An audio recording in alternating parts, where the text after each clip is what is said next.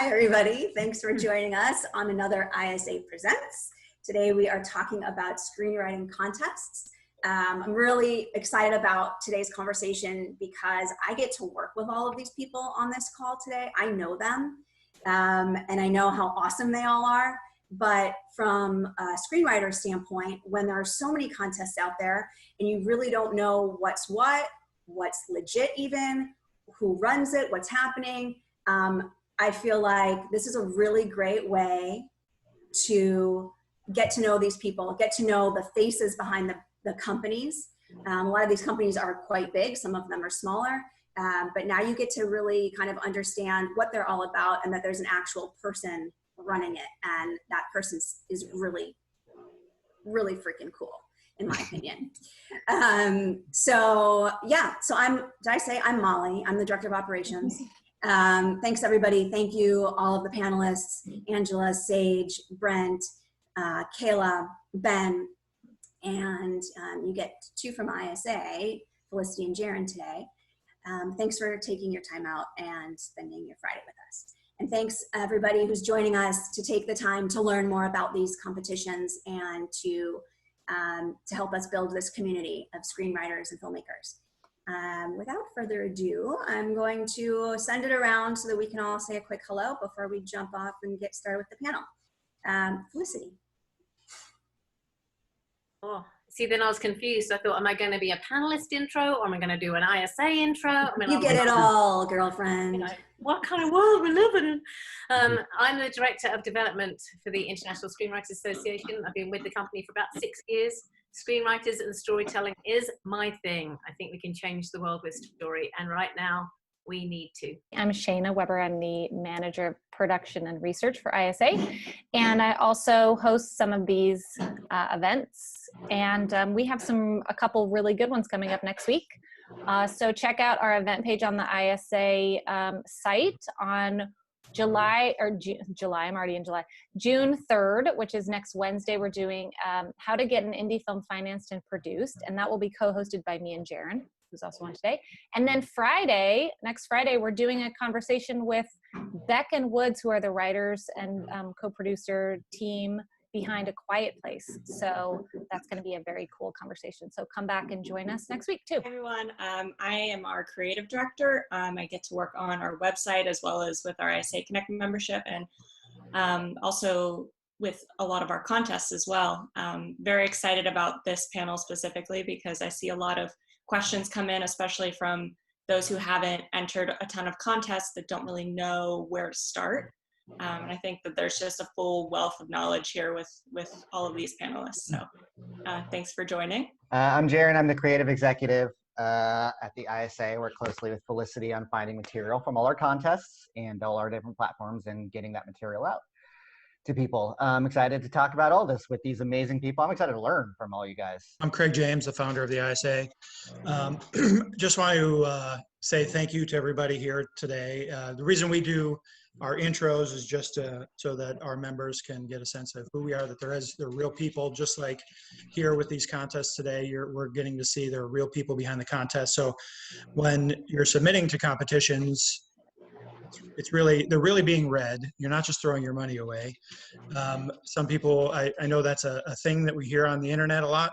I'd like to encourage everybody to try, just one little tip is submit to competitions at one time and request feedback, particularly if you haven't gotten much feedback other than from your best friends or your mom, because you'll get a lot of value from having somebody who's never heard, doesn't know you, doesn't know your voice, doesn't know your mannerisms, knows nothing about you.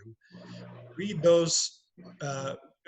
your script from a clean slate, and they'll give you back notes. When you submit to 3 contests at the same time with the same exact draft, you're going to get notes back that are clear things you need to change. If 3 people who don't know you are saying it, then you should listen. So don't just take, a lot of times we see notes come back from one person and their reaction is like, you don't get my script. But if 3 people are saying it, then maybe there's something you can do to make those simple changes and to help them get your script. So just one little note. I have a video that I did that we'll post in the chat box, but this is all about encouraging you to the ISA are, we're about community, we're about encouragement. We want you to use the resources that are available and then use them to your advantage. And contests can be a huge advantage to you if you use them properly. The book that we're giving away is called Screenplay Competitions, and it explains the competition process and the myriad of differences among competition, from eligibility requirements to how competitions advance entries to the prizes that accompany a win. This book discusses what judges look for in scripts, reveals way to determine a script's rank, even if it doesn't place. So a lot of information that's going to go hand in hand with what we're talking about today. Sage Kosiorek with the Austin Film Festival is joining us. What's your role, Sage? Director of Script Competitions. Director of Script. Okay, so the exact right person for this panel. Angela Ostermeier with Cinequest. She does events development and the screenplay manager. And Cinequest is based out of the Bay Area. Yes. And Silicon Valley. Silicon Valley, perfect. And just like Austin, you've got a really large event with lots of live events, speakers, and all of that. It's really an event in addition to being a screenplay competition. Yes, definitely. It's 13 days and nights, and it's a huge event, live events full of opportunities for screenwriters to come out during the storytelling celebration and participate in pitch sessions and workshops. So there's a lot more than just the competition involved. Excellent. We have Kayla Gass, who runs Final Draft. And she's the contest director, and really always puts on a hell of a great show over at the Paramount Studios lot for the ceremony. Well, I cannot take credit for that. I have an amazing team that I am not in charge of. I am just a grunt in that situation. But thank you. Yes. We're very excited to see who wins this year. Yes. And then we have Brent Cato, who, of course, I know because he used to be the local Third Thursdays coordinator for Chicago. But he is behind the Great American Screenplay Contest, the Chicago Comedy Film Festival, and the Los Angeles Comedy Film Festival. So you've got a lot of free time on your hands, clearly. Yeah. In addition, I have to give a shout out as a professor at Columbia College in Chicago, which is both where Max Tim, not pictured, and I attended school. So that could be a strike against you or something for you, depends on the audience. And then we have Ben Andrews, who is the founder of the Seattle Film Summit, also does work with Holly Shorts. Now, Ben, let's dive in a little bit just to talk about how does Seattle Film Summit work with Holly Shorts? What's the relationship there? Yeah, Holly Shorts, I think they fired up their script challenge about 8 years ago, and it was all for short screenplays. And about a year after they started, we made a production deal with them where we give a production grant to the filmmaker in the value of $10,000. And typically what that turns out to be is that in the calendar year, we fly that producer up or that director or writer, and then we shoot that film in Washington and then screen it at Holly Shorts opening night the following year. That's great. It's one of the things I love so much about film festivals. I didn't introduce myself at all, and yes, Jared and Felicity, you're next. So get warm. But I oversee all the festivals, all the contests that are listed on the ISA site. And I love this opportunity that I have as my day job, is that I kind of get to see what everybody's doing. And you think of creativity in the sense of, writing the screenplay or creating the film, but there's so much creativity in creating the festival, creating the contest. What is your identifying qualities about the festival? What is the goal of your festival? So it's really fascinating to see that there's such diversity just among the different contests. And so last, Jaren and Felicity, let's bring you both on and just talk about your roles exactly. And I know you just had a really fun, busy week with our Fast Track Fellows. Yeah, I'm the Director of Development with the ISA. I've been with the company for 6 years, as I said. I'm really the end of the line for contest winners because Jaren and I head up the development slate. So every single contest that the ISA runs, and they're all different levels, lead to the final position, which is development slate, which is at least a year with Jaren and I helping to get content out into the world. So that it's not just there's cash prizes, there's a table read, the shoot short, we're all different areas. But it's really just to get you to a place where you then have someone to help you, to champion you, and to give you advice and hold your hand as you start your journey, hopefully into a screenwriting career. And I head that up, and Jaren very much manages everything else. Yeah, I mean, I came on through the contest. I was the contest coordinator, so I was running all the contests and getting to know the readers and putting that team in place. And that's just kind of helped me. Felicity's graciously let me come on board and help with the development slate as we get into the production side of things. And Felicity's been building out a whole team of people and connections for the last 6 years. So yeah, it's all about finding material, voices in the contest, and then getting them out to producers and managers and stuff like that. Yeah, so that's us. Excellent. So, oh, and by the way, in addition to that, I run I do some of the podcasts here on the ISA site. And one of the podcasts I do is called Just Click Submit, where the point of it is to introduce people to the different great resources that we have on the site and encourage people to just click submit. So we definitely have a lot of sit downs with contest administrators, just like yourselves. And the idea is to give people a kind of a peek behind the curtain, which is really what this event today is all about as well. And I don't want to spend a lot of time focusing on the crisis of the world right now, but it does bear looking into, because I think there might be a lot of fear that, should I even submit to this contest? We don't know if there's going to be an award ceremony. We don't know what's going to happen at all. And I think we should really start with Angela, because you've got the really unique experience this past year. As if memory serves, your festival was in progress when the world kind of went on pause, or at least America did. Yeah, we were 2 days away from the start of our festival when it hit the Bay Area, basically. And we were faced with, do we continue throughout the next 2 weeks, or do we call it? And so luckily we were able to finish out the first week of the festival. It was our 30th year celebration of the Cinequest Film and Creativity Festival. We were able to throw the storytelling celebration for the writers, which was wonderful because they were able to come and accept their award and participate in all the events that we had. But it was one of those things where, I mean, no one predicted it. No one knew it was going to happen like this. And we had to make the decision to postpone the festival and look at ways that we can continue the work that we do, but in a remote way. So, that's just going to be the new reality for a lot of us, is just adapting to the current times and figuring out how we can still provide a platform for people while also being safe and mindful of what's going on in the world around us. So yeah, that's kind of where we're at. Yeah, and so how is, I know for you guys it's still quite a ways off, but how has this past experience affected your planning for the future? It's one of those things where we have to look at plan A, plan B, plan C, and decide, are we going to go back to a live festival in August like we had planned? Are we going to look at other ways that we can continue to provide opportunities for people? Is that remote? What does it look like? So right now it's just kind of not under wraps, but we're working as a team to decide what would be the best way to go forward. We're never going to not provide creators the opportunity to reach other people, but we have to just decide what's the best way to do that. So yeah, we're just figuring it all out. I'm sure everyone else is in the same boat. All of you guys. And Sage, yours is still upcoming.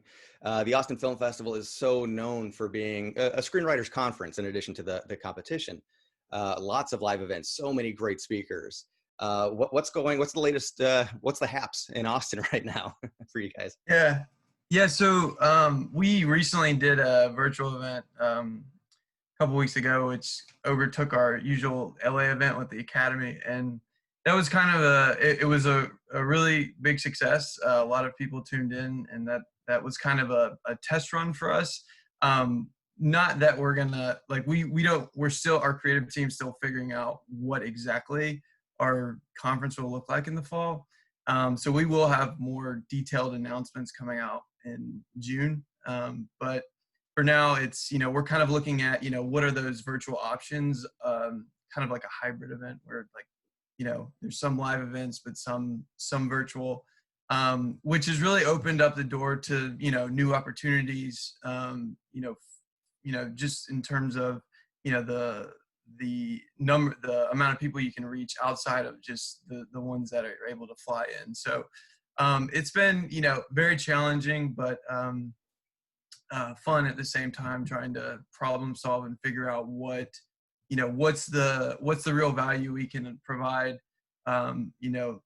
everyone who's been, really wanting to come to, that comes to our conference every year. So, yeah, that's just kind of what we're looking at.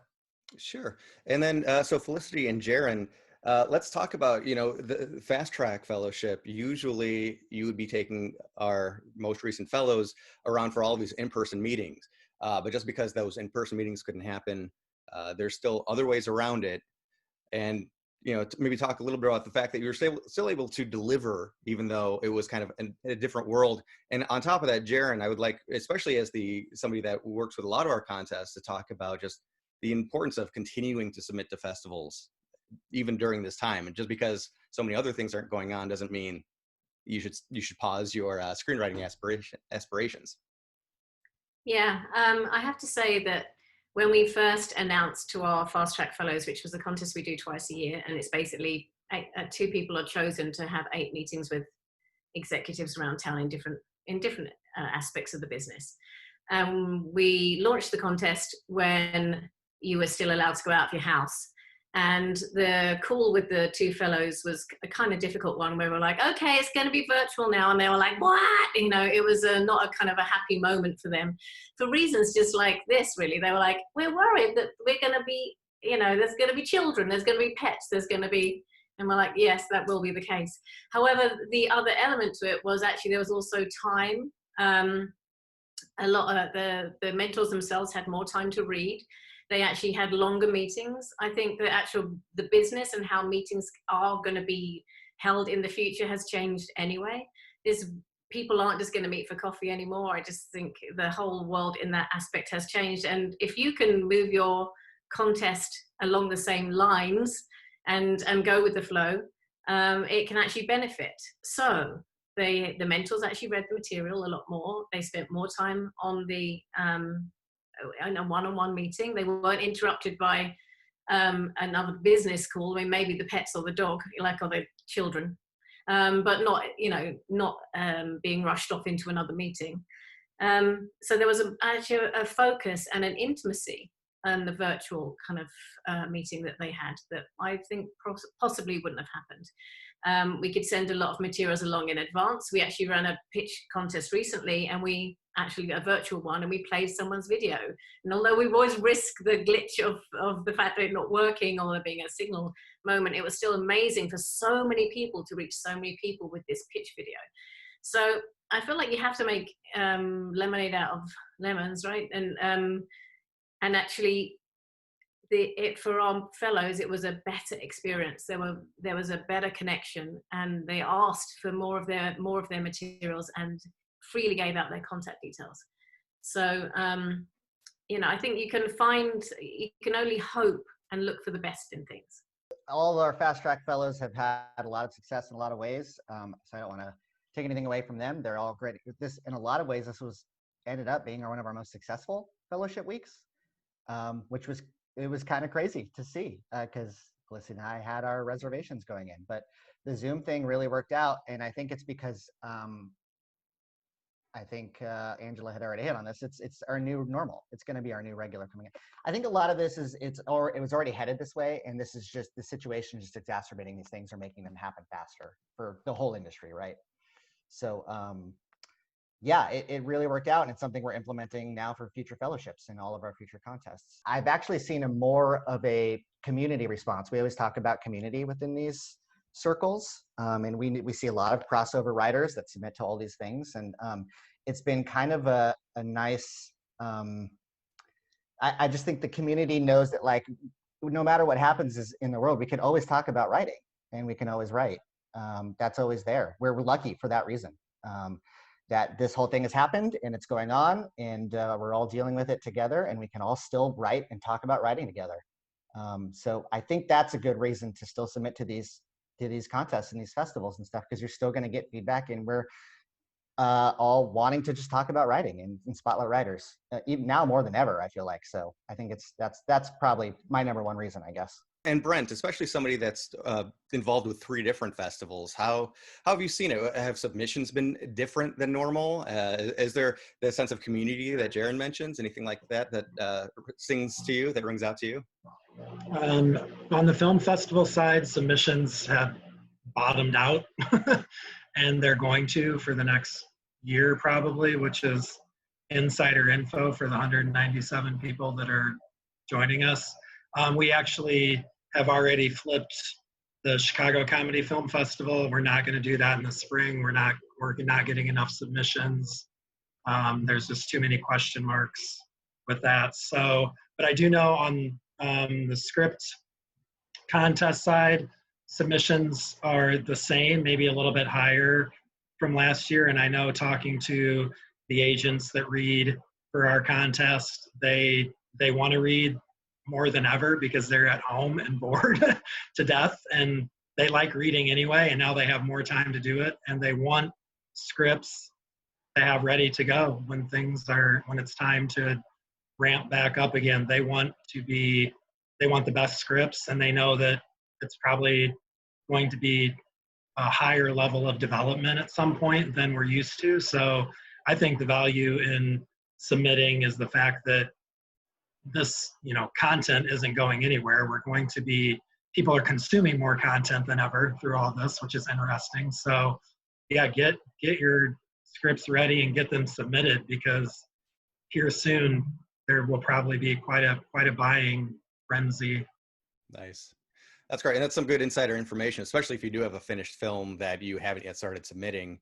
You might be up against less competition. Not that you need the benefit, but hey, easier path to victory. Why not? And so, Kayla, I'm guessing some of that rings true to you of what you heard from Felicity, because I know with the Big Break contest, you guys really do a great job of championing your winners and introducing them around, and it's a different world now. Generally speaking, gathering any large groups just seems just not possible anytime soon. So, I think what it will do though is force us into a scenario where, maybe we replace that with something that is more focused, even more focused and even more beneficial to the finalists, and maybe, broaden that. The grand prize winner is obviously, but who knows, maybe we'll be able to do even more for our 11 finalists in total. We don't know yet, but we're definitely talking about, doing a week-long, trip out here to LA, and just lots of focused meetings and dinners and, et cetera. So I don't know. I don't know what we're going to do, but we're definitely talking about it. I think the biggest hole for us at Final Draft and Big Break is the community that we've been building. These mixers we've been having with Berlanti, with CBS, with, you name whoever. I'm trying to get our writers mixing with all different kinds of studios and filmmakers, and we can't physically do that anymore. And we just don't know what that looks like yet, but we definitely are working to find a way to bring that community back, because that was very vital. I'm on the business development side, so I always like to just kind of learn about how the companies work and all of that. Sure.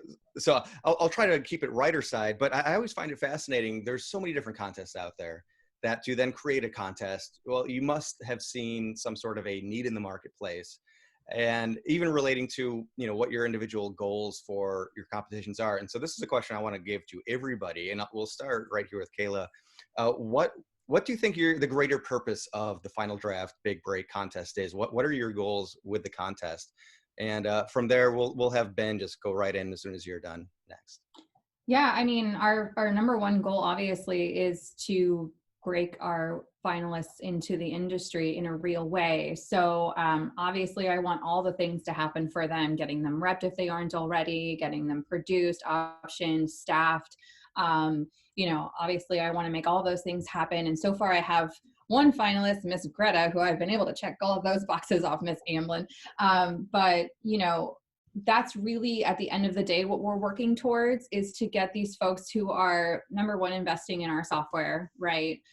They're all writers. It's our way of giving back and getting them into the industry in a real way. So I think that would be, you know, we did the award show as well as a way to introduce them to the industry, and inviting all of the heavy hitters in the industry that we have, the relationships that we spend a lot of time fostering. And, you know, if that looks different than a big award show at Paramount Studios, then I promise it will be a week long of curating a very fantastic network for you. For us, I mean, it's pretty simple. We want to find amazing voices and make sure that their words go from the paper to the screen. I know that I personally, we work with Holly Shorts, also partner with the Bigfoot Script Challenge up here in the Northwest. And even at the summit, we've kind of launched a little mini script challenge. But again, I mean, our number one goal, despite COVID, despite the tragedy, is to find innovative stories and make sure they're seen. Excellent. And then really quickly with you as well, how is, since you're on the production side more, what's changing for you? Seattle was pretty much ground zero for it hitting the States. So we were just a little bit ahead of the curve of dealing with quarantine and all that. And we, in partnership with Albuquerque Film and Music Experience, fired up a YouTube. And you can find it on YouTube. It's called Filling the Void, and it's a weekly show. We're now into week 10. And the reason I bring this up is that we just wanted to fill the void. So we started bringing in production companies and writers from all across the world, from Greece and Spain and France. And what I learned right away was that making the lemonade out of these lemons, as Felicity said, that we have an opportunity to tear down some boundaries between creatives that might typically be there. We're all in this same swimming pool right now. And the biggest thing that I've taken out of it so far is that right now we have all these, our frontline workers, right? We have the healthcare and our essential workers. And in Filling the Void, we found, like, as creatives or writers, directors, actors, it doesn't matter. We all feel a little useless because we're stuck at home and we're thinking, oh, we've got all this time to be creative, but we're also not there, right? We're in shock. We're dealing with what's happening. And so there's this balance of finding our creativity. But I like to tell our circle that right now we're not the front line, but we will be soon. Once we find this new normal or whatever we're going to go back to, not just the States, but the entire world is going to need stories. It's going to need a morale raise. And so within our groups and our teams and our script competitions, we're just really trying to encourage people to really hone their talent right now and prepare to shine, because we're all going to have unprecedented opportunities when we get out of this. That's awesome. That's always inspiring. Angela, let's hear a bit about Cinequest, maybe some of the origin story of it, and really, you know, what is the greater purpose for the screenwriting community that Cinequest tries to deliver? Yeah, definitely. You know, Cinequest was founded 30 years ago, and we've always been pioneering the world in art meets tech. So our focus is really dedicated to empowering people to create and connect. And I think Kayla said it perfectly, that it's about the community. You know, we think that the biggest need in the marketplace would be trying to personalize your experience with a film or a screenplay competition. Making sure that you're connecting with the people who are submitting, and really just focusing on providing answers to questions. And we want people to walk away from their experience feeling like they gained someone in their corner who will go to bat for them. And I think that's really where the origins of our contests is trying to provide you with the experience that you're going to get where you feel like you've gained a friend. So that's kind of the important thing for us, is you can come to us if you have questions. You can come to us if you want an introduction, and we're going to do our best to take you to the next level. So that's excellent. And people are just beating down your door for the opportunity. I know. I was gonna say, was that a writer? One of your winners? Probably. Like, yeah, time to be friends. Yeah. That's great. Brent, let's talk about where did the Great American Screenplay Contest come from? It was born out of our film festivals. We'd been doing Chicago Comedy Film Festival for around 8 years when we started Great American Script Contest, and it was twofold because we had a lot of alumni that, you know, they make films, but they're also writers. They're doing multiple things in the industry, and also throughout those 8 years of the festival and working in Los Angeles, myself and the co-founders also working in Los Angeles, just having these connections to agencies and being able to take the winning scripts to those agents was a big thing. Actually, two of our agency connections also come through former students at Columbia that have got jobs at agencies. So my students who have rose through the ranks and are now agents at Innovative and Circle of Confusion. So that's pretty awesome for me to see. And also it's just great to be able to take the script contests and be able to connect them to real agents, real managers. That is very, very cool. And I'll say the first 2 jobs I got out of college, both people that hired me were from also Columbia College, just coincidentally. So they put a lot of us out there. Sure. There'd be a lot less traffic in LA if Columbia College didn't exist, I think. Exactly. And Sage, you know, Austin has such a legacy. Maybe talk a little bit about that, about what you guys, the biggest goals are, but also just how you've grown over the years. Yeah, sure.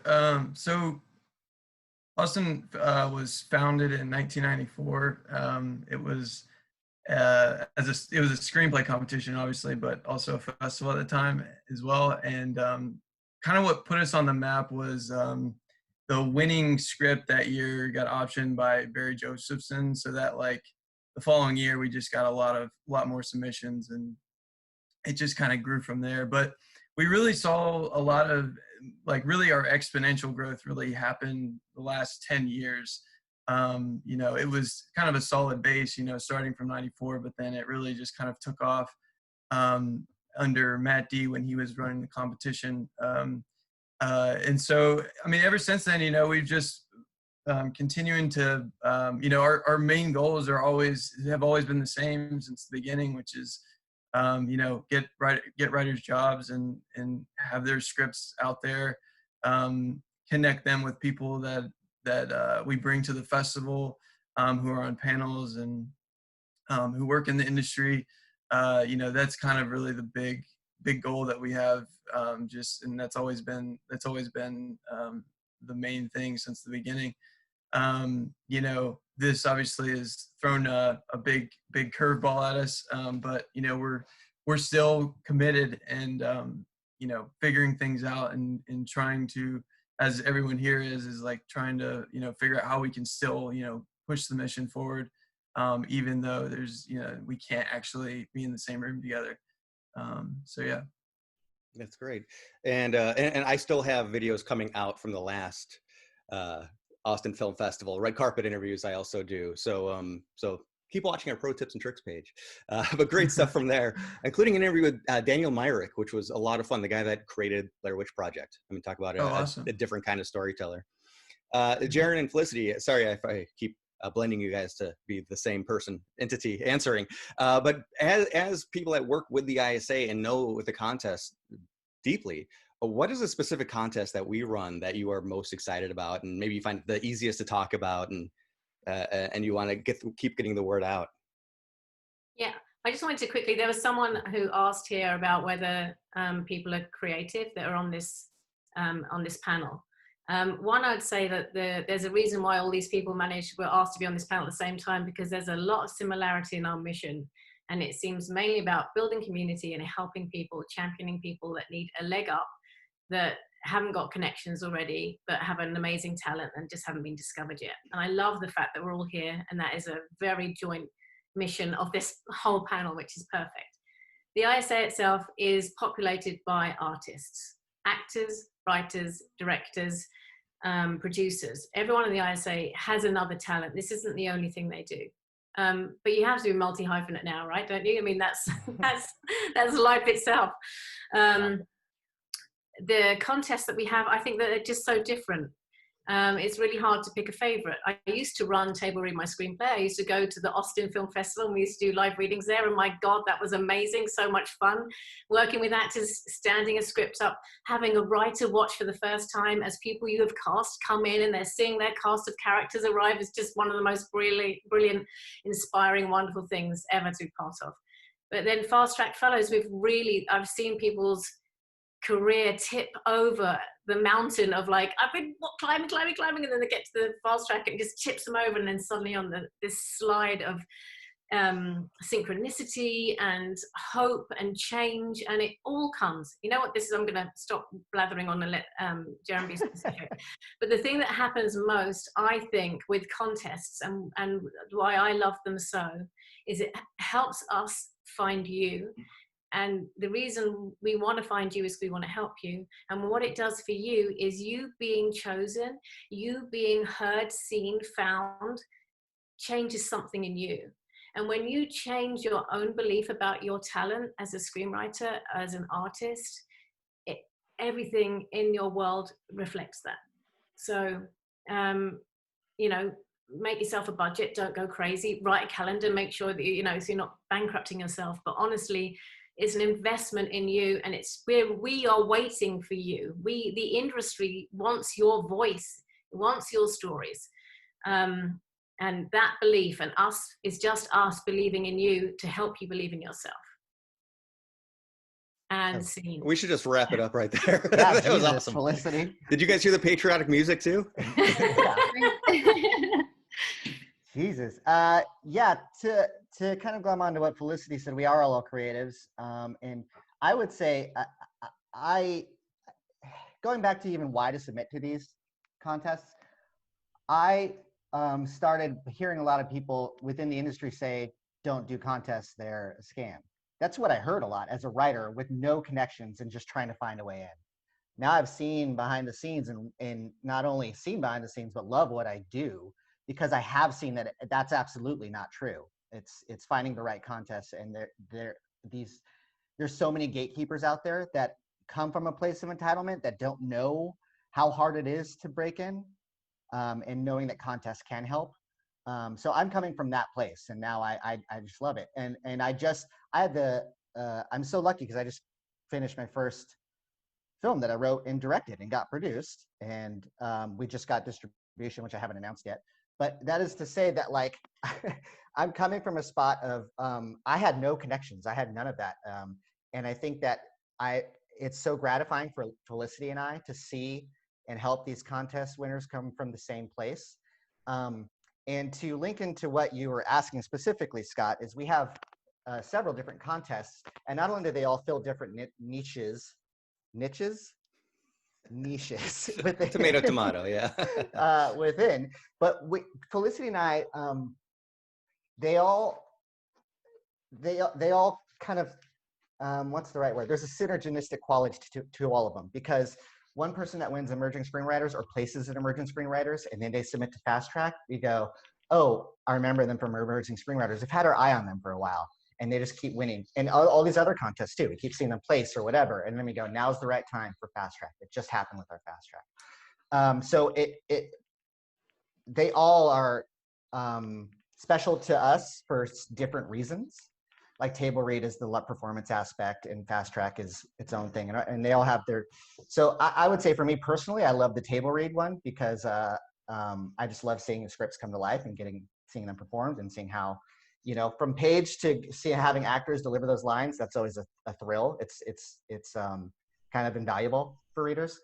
But I also love the Fast Track one just because it's an intense week between my dear friend Felicity and I, and it's so gratifying seeing these writers that we've had our eye on for a while from these other contests, then just like nail it with these meetings with managers and producers and getting requests and all that stuff. So those are my kind of two personal favorites, but I love Sure. emerging screenwriters. I love creative screenwriters. I love them all for different reasons because we get to find these voices and keep our eye on them, keep track of them. Sure. And you did. Sorry, that was so long, you guys. No, and you did an exceptional job directing the last table read at Park City. So Scott, I think that's what he's fishing for. But it's true though. So that's what we're trying to get. Thank you, Scott. So the ultimate question I think our audience is going to want to know is the next question I'll ask. But I do want to quickly say that in addition to these wonderful contests you see right in front of you, we do have contest pages on the ISA site where you can submit directly, and anything on there, any contest listed on there is a contest that's been vetted. So as you were talking about, as came up some of the fear of negativity that like, don't do contests, they're a scam.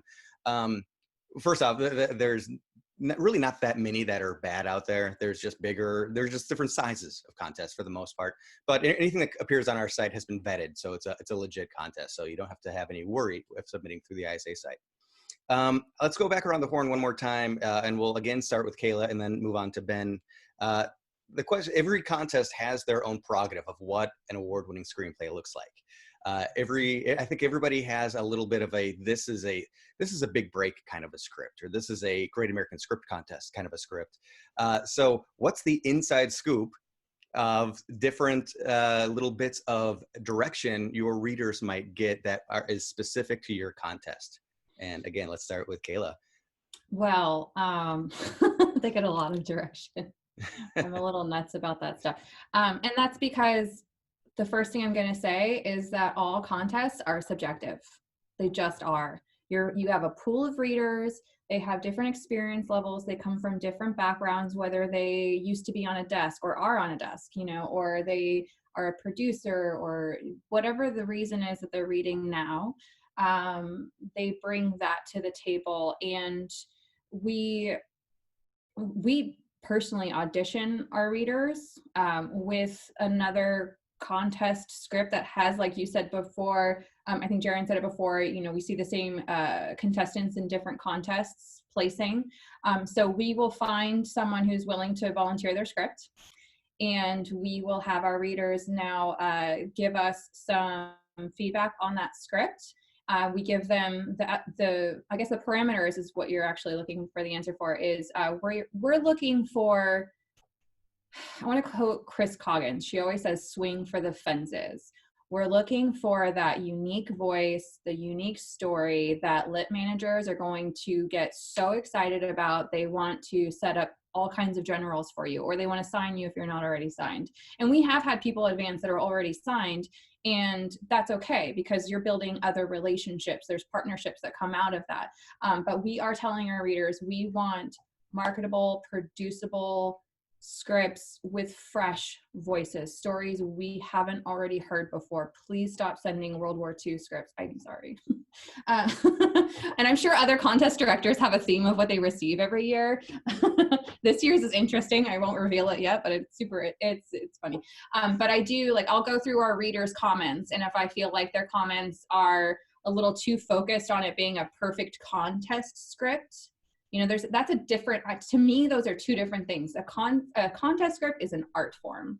To have that perfect script that you can just read and get lost like your favorite novel is completely different from a script that is more marketable. It has that same aspect, but it's got something exciting. It's, the new version of this, or it's just a perspective that we haven't heard before. Anything that's going to, especially in that log line, if, a manager or producer reads that log line, they're like, what is this? Give me this script. I want to read this script. That's what we tell our readers.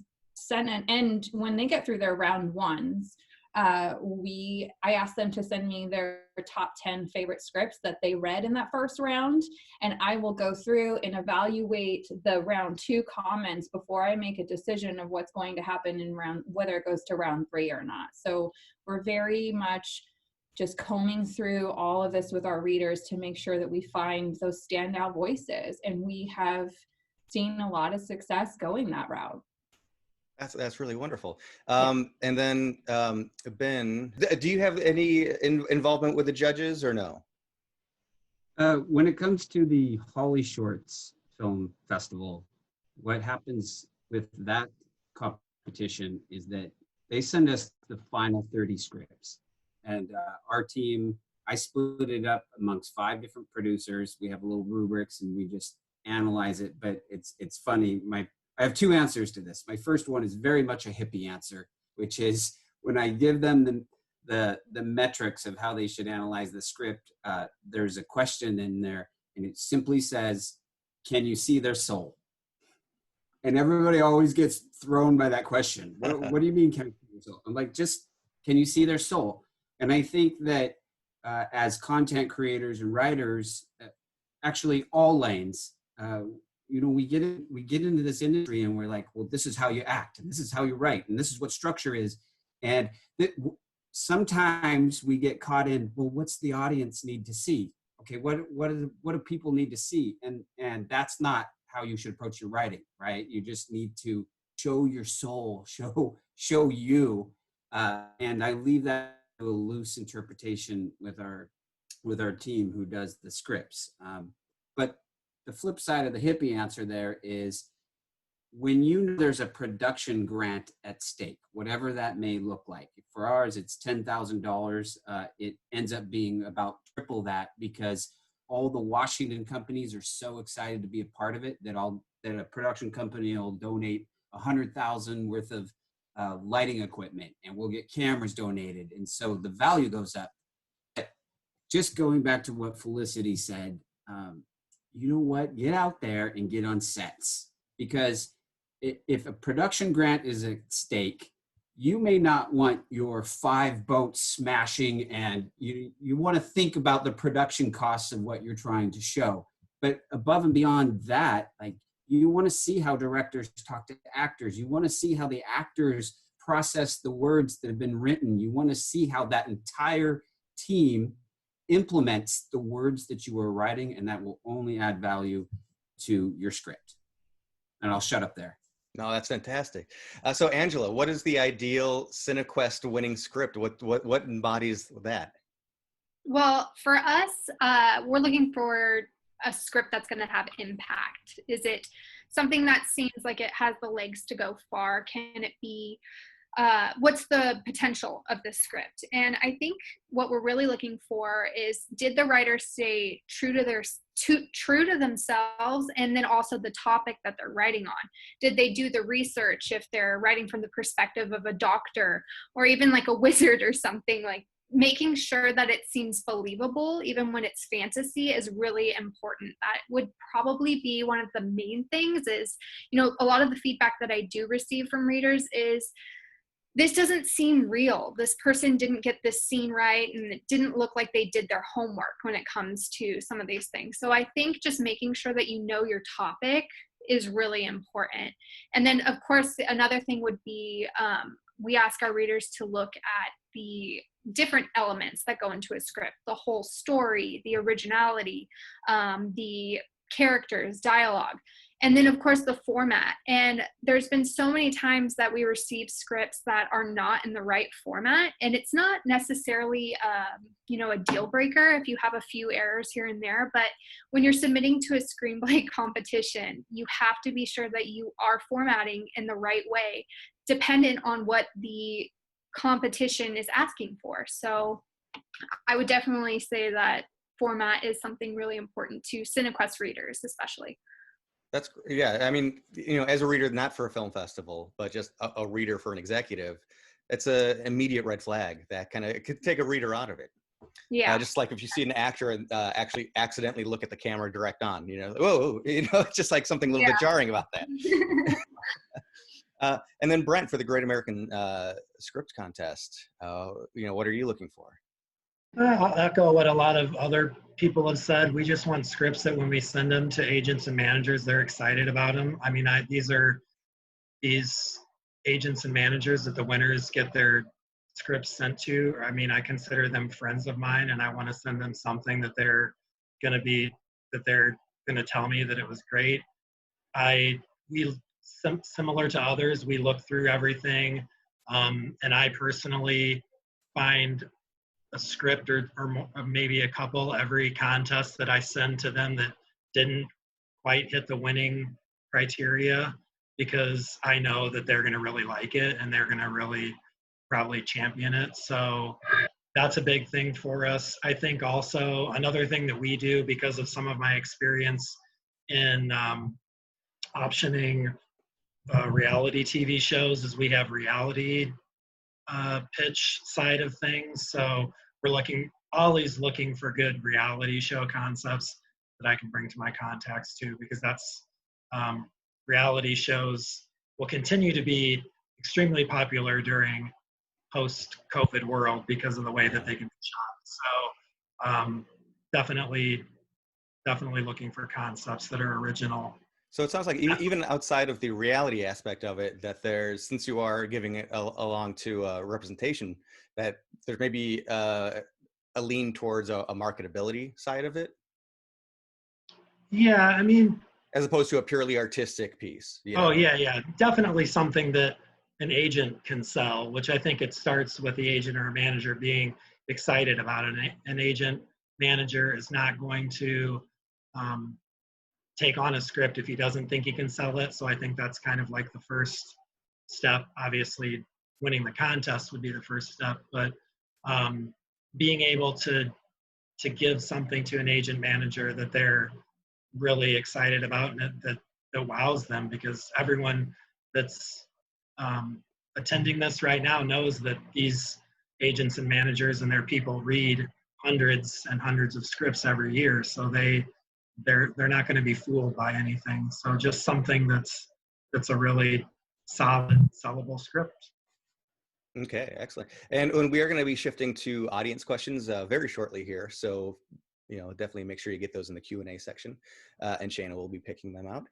So Sage, with Austin Film Festival, again, we're covering the same stuff, but is it, is the protocol the most creative, inventive? Is it an extra focus on character or worlds we haven't seen? Is it about marketability? Is it about dreaming big? Where is the Austin Film Festival looking and directing their readers to look? Yeah, so we really focus on, we tell our readers to really focus on the core story elements, like concept, plot, character, structure, dialogue, etc. So that's kind of our main thing we look for, is a really strong story. And, when we're looking through the scripts and looking for, ones to advance, we tell our readers this too. What we're looking for is, of course, like the script that someone submits is like, the calling card, but we're really trying to see through that and really see, like, does this writer have like real talent and ready to, like, for the next level. So that's really what we kind of look for, because at the end of the day, our sole purpose is to, kind of swinging back to the last question that you had, is like making connections for that writer and advancing their career. So, we do, all of those elements don't have to be perfect for a script to, advance as a semifinalist or finalist. But, a few of those definitely have to be very strong. And yeah, so that's really what we look for. That's what we tell our readers to look for, and our judges as well. Great. And I always think back to a moment actually at the Big Break Awards, talking with, I think it was Chris, the president of it, that he said that, we're very proud of these winners. These are amazing screenplays that won, but there are probably at least a dozen or more other ones that if they just found a different route of judges, they would have won. Because, so basically only take a look at what your screenplay does as positives. Only find success stories for yourself out of them. Don't think, oh, I didn't win this, so I suck. Try to always bring positivity out of it. And Jaron and Felicity, we're still on the same subject, but if you want to take a different approach to it, maybe we could talk about what is something that would not be a winning script. Something that maybe takes you out of it or feels inauthentic. If you want to talk about that? Go ahead. I just want to make a little point about the just in choosing a contest. If even in amongst these contests here, there are very different winners and styles of scripts that win each time. So do your research before you spend your money, and look at the past winners. I mean, you know, there are genre contests in particular. So, you know, if you've written a horror movie, send it there. But other than that, there are definitely, you know, a Nickel, for example, were very different winners to even final draft and big break. So, I mean, just do your research. Make sure you actually are submitting to the right contest before you start. And then I would say, because also the contests themselves live on the reputation of the winners that they find. So if you keep finding amazing winners and amazing scripts and incredible screenwriters, then your contest and will start to grow, and you'll get to you'll get more entries, and you'll start to get more attention. And that's the final point I'll make on this before I let Jaron maybe do the bad news, is that there are a lot of people, agents, managers, producers, watching all of these contests that are in this panel, looking to see who is winning. They're looking for the next thing. They're looking for the writers. They're going to Big Break. They're going to Seattle Film Festival. You know, they're finding these scripts. They're watching. They're waiting for you to keep coming up as a name so they can call you up and investigate you. So, you know, if you're looking, do your research, set a budget, but know that if you keep doing well and your script is something that's undeniable, as we like to say, then there are people waiting for you. Yeah, well said, Felicity. I want to point out what Kayla brought up, and I think all of us have kind of hinted on. I think it's really important to know I think people think when you're submitting to contests, you got to hit, like, you have just a perfect everything. And the scripts that score really high in terms of technical aspects are almost never the ones that win with us. They'll get far, but we're always looking for, as Kayla said, voice. And that's always going to surpass, and Ben brought that up too, with just, can you see the writer's soul? That's always going to stick out to us. And then further than us is to producers, managers, and agents.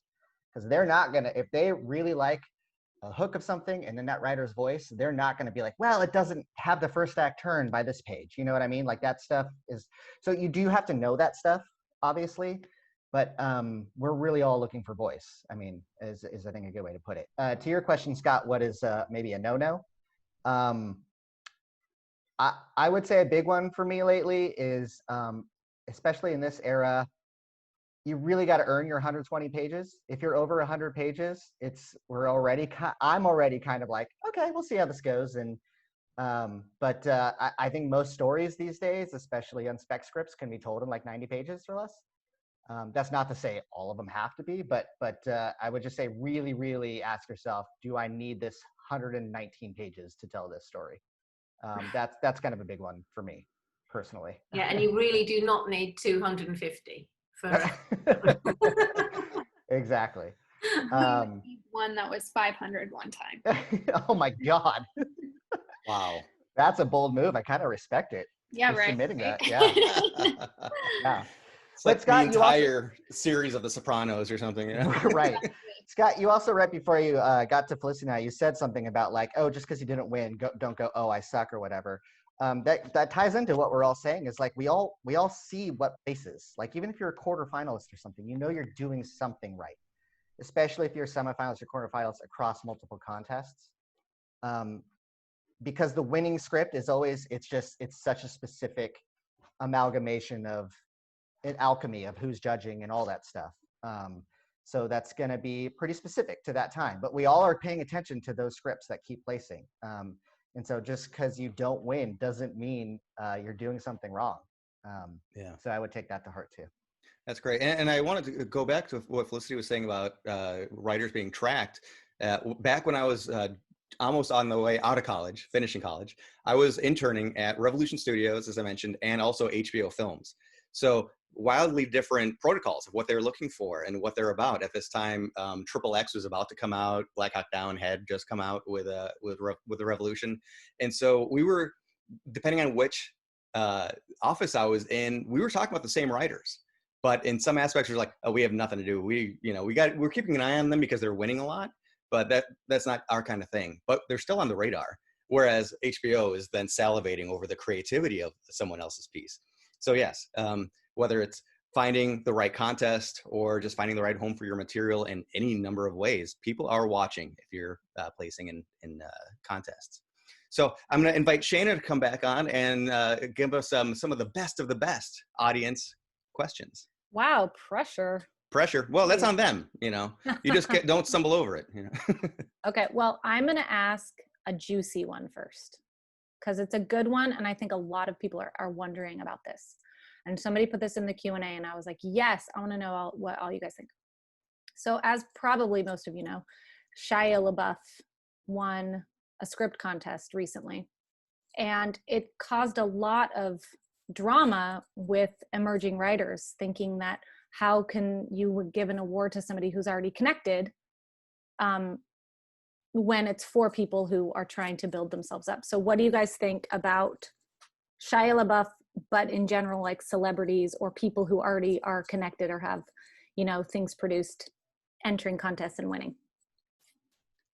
First off, most of you probably have the protocol that you don't know who submitted, right? Like you don't have a cover page. Yeah, it's a blind read for us. So I'm sitting here thinking I obviously will go when they start percolating up towards the top, getting beyond the semifinals. I'm obviously looking at the writers' names, and something like Shia LaBeouf is absolutely going to stand out.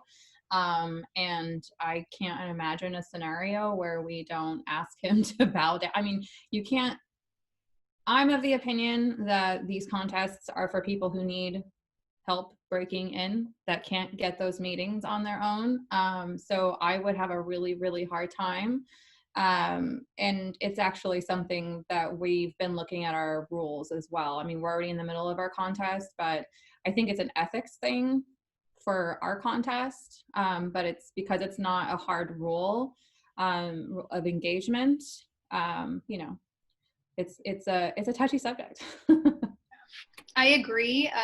We've had some situations where people have submitted and we know who they are, but that's why we ask people to not submit a cover page. We ask them to keep it as unbiased as possible. And I think that that's really, if you don't include a cover page, you kind of avoid that, but eventually it's going to come out if it keeps getting closer and closer, and next round, you're going to know who it is. And it's kind of a tricky situation. I would say, sorry. No, go ahead. You're good. I was going to say he's not known for being a writer, so there is that. However, I would, without even realizing it, I would have so much probably unconscious bias that it would have to be so incredibly wonderful above everybody else's for me to pick it, because I would feel the pressure the other way. I would feel so conscious of giving. It would have to have completely blown my mind and be the best script I've ever read in my entire life and will ever read forever, to even consider not looking like we were jumping on a bandwagon of someone famous. Do you know what I mean? You'd have to stand behind that script 1,000,000,000,000,000%, I think. And if it's that good, it probably didn't need to be entered in a contest. They would have gotten a meeting from a studio and a network. Yeah, I'm with you, Carl. Sage, did you want to jump in real quick? I had something to add too. Yeah, I was just gonna say, we noticed that too. It's very interesting that he's doing that. I don't understand why, but for our competition, we have just a general rule that any writer that submits can't be making a living being a writer. So just to really hone in on those writers that are looking to break in and get a job. That's kind of our stance on it. Yeah, I've never actually spoken to Felicity about this specific thing, but I was pretty upset that they let that happen, that contest, personally, because of what we talked about earlier. Like that, a lot of these contests are people that have no connections at all or anything, and are looking for a way in. And in a way, we're kind of gatekeepers. I would personally be like, Shia LaBeouf, no, I'm not even looking at that script. I like Honey Boy quite a bit. I think he's a good writer. But I wouldn't even consider that. Excellent. Okay, so the rest of the questions, I think we'll just kind of fire through, because I think they're the questions, they're like the technical things about contests that people are just wanting to know. Like, for example, how do you guys feel? I mean, and I know the answer, so I want you guys to just say this again to people. How do you feel about somebody resubmitting the same script the next round with changes? Do you say, yes, keep submitting the same script, or put something new in? We have a very unpopular policy of no. And that is because, again, I think all contests are subjective. And, if something has made it through the quarterfinals and they have done a rewrite and is, that's significant enough to have changed certain dynamics of the structure of the story or other story elements, it's kind of walking all of that back, because that reader advanced the version of the script that was originally submitted, and that's what made it to this round. So swapping that out completely to be considered for the next round is, number one, maybe they liked the first version first and you just ruined your chances of advancing to the next round. And number two, we just see it as unfair to the other contestants that don't have the money to keep resubmitting. We don't do it either. We won't swap out someone's script that may have submitted the first deadline and then decide in November, oh, actually, I want to submit this one. I just feel like you've had another 6 months to work on your script, and it's just not fair to the others. If someone submits something and then 2 minutes later says, oh, I made a mistake, we'll swap it out as long as it hasn't been scored. But again, it's just like, we're not going to accept something months later or if it's made it into the next round at all. What do you guys think about the next season, like the next contest season? So say they made the quarterfinals, and then the next time around they want to submit the same one with the changes for the next contest versus like resubmitting within the same time frame. I think that's fine. I mean, we have had contestants do that and end up advancing further in later rounds the next season. But that said, with all of the industry relationships that we have for producers to literary managers, if you're still working on that one script a year later, that's a bigger problem. You should be writing all the time. You should be submitting new material all the time. So if you do advance to the later rounds and you do get meetings with managers and they find out that that's the only script you have and that's the only thing that you've been working on, you might have just shot yourself in the foot. So I say, yes, you can. We allow it. We don't discourage it, but we definitely encourage you to keep working on new material. Anybody else want to chime in on that one? Yeah, we do allow second, we call them second rounders, to submit again, and we definitely encourage it. I think it's, definitely, if you have new material, we want to see that too, but we do encourage those that have made it to at least to the second round or below to submit again. If you have, just because we do provide notes, and it's an opportunity to improve your script, and it might go further the next time. So I'll piggyback on what Sage just said. Ours is a little bit different, and again, they're just short films, so it's a different dynamic. But starting last year, when you made it into the top 5, we actually have an online interview with them, all 5 writers, because it's not just about winning a winning screenplay. It's about becoming a production partner, right? And so we evaluate them within an hour meeting where we have our multiple producers. Holly Shorts is on it, Seattle Film Summit producers. And I would say we don't have a policy written around this, and neither have we ever been faced with it. But as a moving target, if I was a writer who made it into that top 5, I would do it again. And I would let them know. I mean, that's a tough one. That is really a tough one. Yeah. I mean, I suppose if you only offer it to your finalists, to, hey, if you want to submit a final draft that we're going to send to the final panel, it is something that we could consider and could possibly, make their chances of winning higher. So. All right, cool. Here's another one about logistical stuff. Okay, so one person asked, why are the fees higher when it goes into late deadline or extended deadline? And two, do you lower your chances of becoming, you know, a semifinalist or a winner even if you're submitting in those late or extended deadlines? No, you don't. Not at our contests. Submit up to the end, please. Yeah, I mean, you're, like you said, you've been working on that script, get it in, and things are read earlier on, but they're all just, you know, there's no weight given to something that's submitted earlier. And I would imagine it's just basically a basic logistical standpoint of you want people to submit as early as possible. So you encourage them to do so with the cheaper deadline prices then, because then it gives you guys more time to organize all of your readers and whatnot. Is that accurate? I mean, yeah, I would say that that's accurate, but definitely it doesn't hinder your chances at all, at least in Big Break. If you enter at 11:59 p.m., I see you every year. And I get that hustle.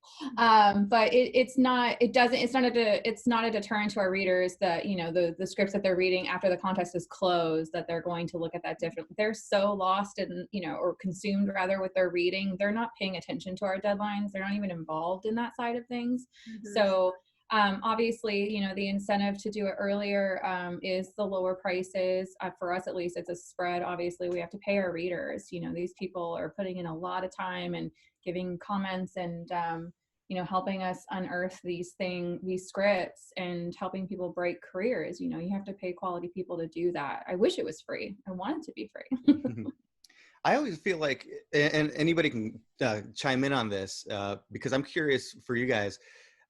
It always seems so strange to me as the contest administrator that oversees a bunch of contests, when I see the final deadline is, let's say, March 23rd, but then quarterfinalists announced March 24th.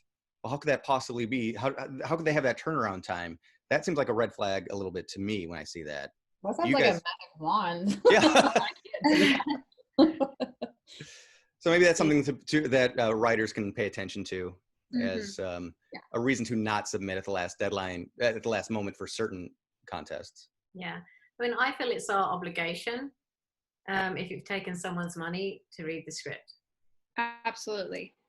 So, yeah, I mean, sometimes, don't get me wrong, if we get a big flurry of late entries, it's a bit all hands on deck, you know what I mean? It's like, hey, everyone, you know, let's go, you know, but what a great problem to have.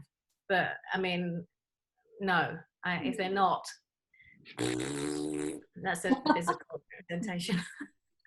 Yeah, at the ISA we have, because everyone has a background in writing and all that stuff. You know, if we have it all hands on deck situation, which we have had, Shayna, we have other people that we're like, you need to read some stuff now too. We need to all talk about this and get everyone involved. And that's just a matter of having a team in place that you trust too, of readers that you can go to. I agree. Every script is going to be read if it's submitted within the timeline that that we allow. And then I'll ask one more about this. When you guys as contests, and I know Austin gives notes anyway when you submit, but if you order feedback or coverage, does that higher your chances, or are you in the same pool as everybody else even if you order that? Same pool for us. Again, I don't think the readers would probably know whether or not you got well, unless the readers are also the people giving writing up the notes. Right. So is the feedback given by somebody different than the person judging for the contest? Yeah, for us personally, I'm in control of all those readers. We have different readers doing feedback than are doing the initial scoring, because that's two different strengths, is to be able to actually read a script, process it, write feedback in that given amount of time. But then it's up to me and our team to cross-reference those things too, just to make sure we're dotting all our P's, you know the phrase, our P's. Get out of here. Dotting your T's, good. Yeah. Thank you, Ben, for clapping. But yes, but no, it does not strengthen or weaken your chances at all by ordering feedback. I always suggest you get feedback too. Yeah. For us, everyone who submits gets at least 3 lines of feedback. And, you know, I'm kind of a helicopter parent when it comes to reading what our readers are saying about these scripts and making sure that it makes sense, or it seems like it goes with that particular script, and just making sure that they're going to feel like they're receiving constructive feedback rather than hurtful feedback. Yeah, we do the same. We have all of our, although our competition readers are the ones that provide the notes. We don't have separate readers that provide them. But yeah, I'm on your on the same page as you, Angela. We, kind of make sure the notes are constructive and not, snarky or whatever. But yeah. Scott, I think that's good for the questions if you want to just do your wrap up and stuff. Sure, excellent. And I don't know if anybody from the ISA wants to come on to say a final goodbye, any last minute notes, or maybe a reminder about the giveaway with our sponsor. But I will take the moment to thank, we've just such great representatives of such great film festivals. I am very blessed to have the job that I have. In addition to working with all of these wonderful people, I get to meet them. I get to go to a lot of their contests. I've been to Brent's, I've been to Kayla's, I've been to Sage's. Angela, I got to get up to the Bay Area. That's on me. And I've never been to Seattle at all, so I really have to fix that. I know, right? Come pick me up in that spaceship of yours, and I'll be there. But thank you all for just such a wonderful panel, and as well to you, Jaren and Felicity. This has been so much fun. I hope you guys, all the viewers, have gotten a lot out of this, and definitely check out the contest pages. And as one of our most popular videos is our founder talking about how you could use contest feedback to strategize how you can improve your screenplay. I don't know if I can throw out a real quick question to whoever wants to answer it, because it came through on the comment chat a few times. Is there a way to become a reader at your contest? Do you search them out, or? Yeah, we get people that submit, and if you want to be considered to read for Big Break next season, you can send your resume and I would say 3 coverage samples over to bigBreak@finaldraft.com. We vet those, and we usually start looking at reader applications around the December time, where the contest is closed and we're about to, we're putting together the grand prize tour. So yeah, bigBreak@finaldraft.com. Great. And Thank the you. same for Cinequest, cinequest.org, or Cinequest Screenplay at cinequest.org. And so we'll take a look at your resume as well. Great. And for us, it's just email me personally, because I will look at samples, and then I usually will get on a call with you and talk about all the kinds of paths forward we have for readers. So yeah. Additionally, I'm sure you all have newsletters that everybody should sign up to, and I'm sure a number of you are also doing live events in the meantime as well. Kayla, I've really enjoyed your and Lee Jessup's conversations that you've hosted. Very insightful and informative. But if anybody wants to promote any of that kind of stuff too, this is a great opportunity for that. Yeah, I mean, we're doing, we have a couple things coming up. The soonest thing coming up, we're going to be doing a panel, a live event with literary manager Jewel Ross, and he will be in conversation with Lee Jessup, who is in my world, the Mrs. Miyagi of screenwriting. So that's coming up, and our contest deadline, the regular deadline is June 25th. So the fee will go up to $65, but it does not hinder your chances if you wait till the last minute. I'll be up watching you. Now, ours contest is actually closed everywhere except ISA for a few more days for this round. It will be open again for our 4th iteration in mid-June. And we just did our Comedy Fest virtually because we had to cancel a week before, so we are just taking a moment to catch our breath from the Comedy Film Festival that we did virtually, and we'll see where we're at in the fall. Hey, Brent, congrats on doing that, though. I mean, everyone that's doing these things virtually and getting them done, big congrats. That's huge. Yeah. It was a challenge. It was good, though. It was different, but it was good. We were happy with it. Our final deadline's on Monday coming up, June 1st. For anyone that's interested in submitting. Also, we have a newsletter as well.